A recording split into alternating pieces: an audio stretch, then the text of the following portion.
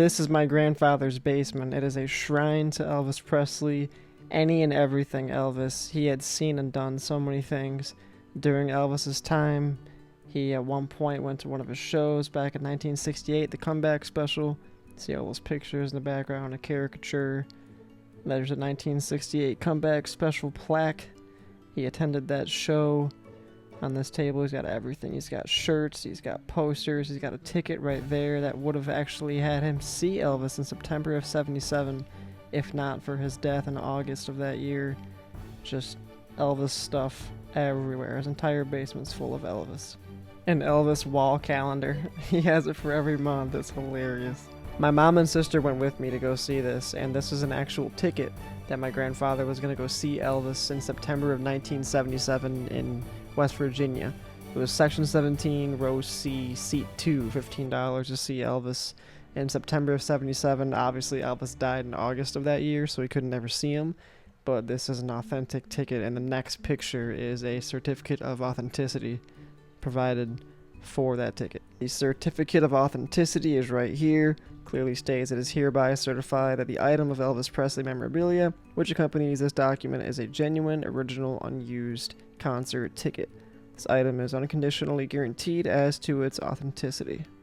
Amazing things, amazing. This was the picture you saw in the thumbnail, the dinner plate, the caricature, the shirt, the recording CD, the tickets in there somewhere as I just showed you, the books. It's got everything Elvis. It's an entire basement full of stuff. My grandfather was only about 1 year younger than Elvis, so he really got to see the meteoric rise and his mainstream appeal and everything under the sun, and he got to see him live. He would have saw him live twice if not for his untimely death. So it's one thing to look at the stuff that Elvis has done and, you know, take it all in, but it's another thing to do all that and then talk to somebody who lived through it. That's just incredibly special to me.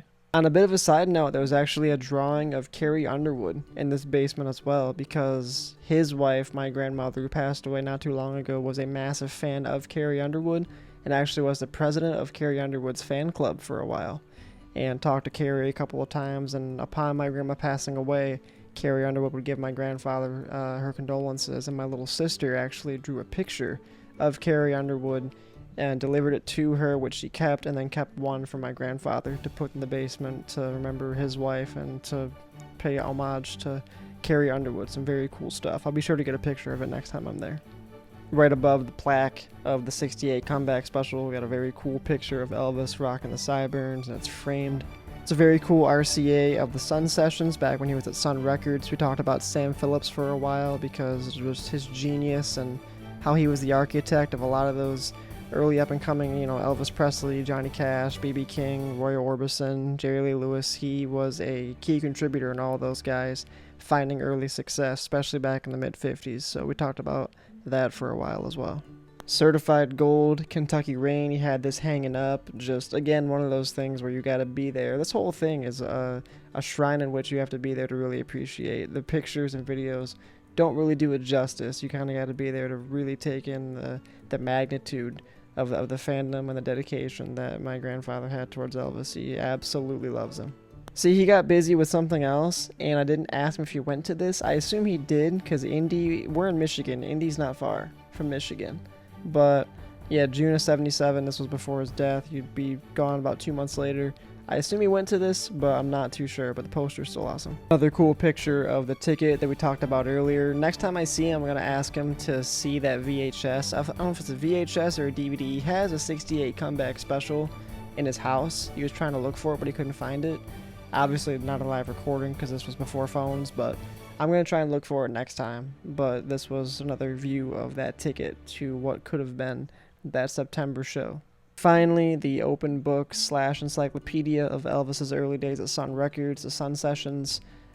He has the Blue Moon of Kentucky in there. I Don't Care If the Sun Don't Shine. That's Alright. It's actually my grandfather's favorite Elvis song. A lot of cool tidbits about it. Side A, Side B. It was opened, so I read a little bit of it myself. It's a very long book, but very worthwhile. Actually, the final thing is this vinyl of the Sun Sessions on his table that he had out. Very cool to talk Elvis with him. He's been a massive fan. Again, he's 1 year younger, so we got to see Elvis's rise and unfortunately his fall. But he was a fan of him all of his life. He's always had this stuff in his basement as a kid. This was my first time down here in probably 15, 20 years. So to see all this stuff now as an adult and understand the obsession and the appreciation and the love for Elvis, it was very cool. And the joy in his eyes talking about him, you can tell that he meant a lot to him. So very cool talking about the GOAT Elvis Presley, and I love this shrine. I'm definitely going to come back to it.